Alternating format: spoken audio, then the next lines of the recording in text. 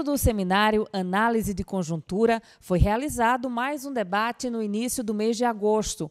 O tema da vez foi Água e Democracia na América Latina. O palestrante foi o professor doutor José Esteban Castro.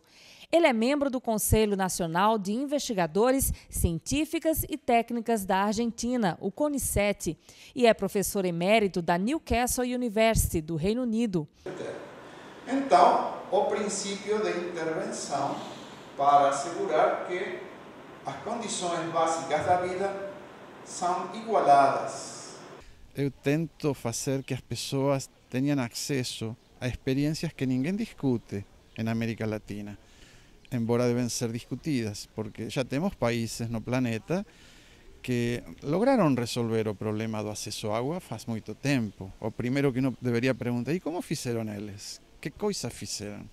Então eu falei disso hoje, mostrar que, por exemplo, na Inglaterra, na França, nos Estados Unidos, foi o setor público, foi uma política pública do Estado que em algum momento compreendeu que não podia tratar-se a água como uma mercadoria, como uma questão para o setor privado fornecer a quem possa pagar por ela. Tem que ser o Estado. Eles compreenderam isso no século XIX. Ainda assim tardaram 50, 60 anos em lograr que todo mundo tenha água na torneira. Esse é um tema que eu trouxe. E outro tema é o tema da cidadania, o tema dos direitos.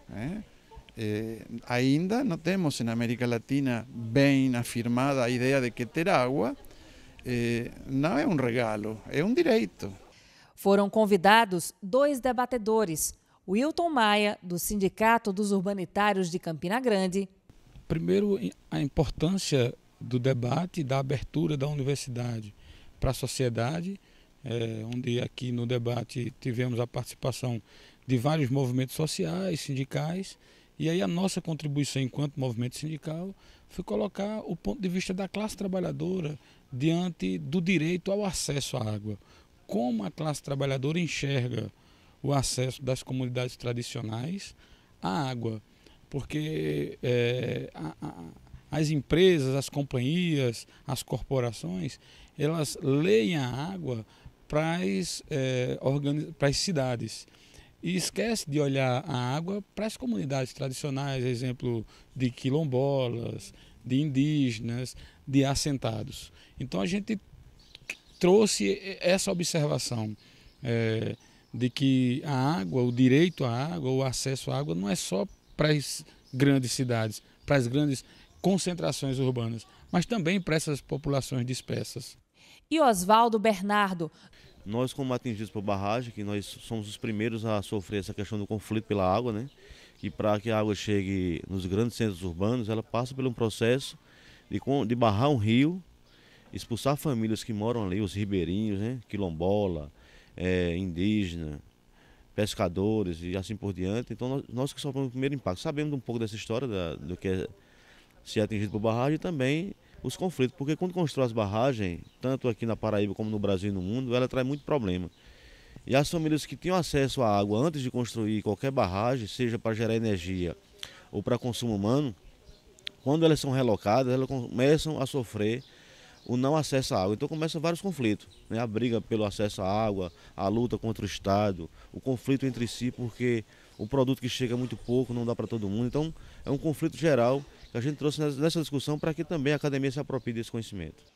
O seminário Análise de Conjuntura é realizado pelo Programa de Pós-Graduação em Desenvolvimento Regional da Universidade Estadual da Paraíba, em associação com a Universidade Federal de Campina Grande.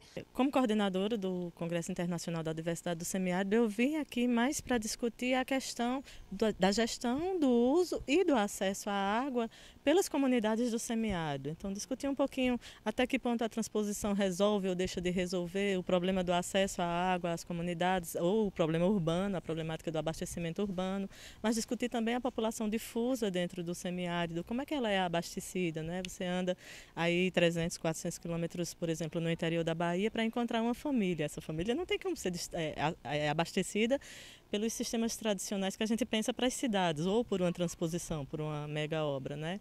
Todos têm que ter água suficiente, de qualidade suficiente, para reproduzir-se e ter uma vida digna. E isso não acontece. Temos uma parcela enorme da população humana que não tem acesso a 1 litro de água limpa e muitos mais não têm acesso a nenhum tipo de esgotamento sanitário ou condições higiênicas. Então, isso sigue sendo um dos grandes problemas. Temos telefones celulares, temos telas de plasma, temos capacidade de viajar em avião e muitas coisas. E, sin embargo, uma parcela enorme da população não tem 1 litro de água limpa. Então, discutir a política e a gestão da água como questões fundamentais da democracia é um tema permanente e necessário.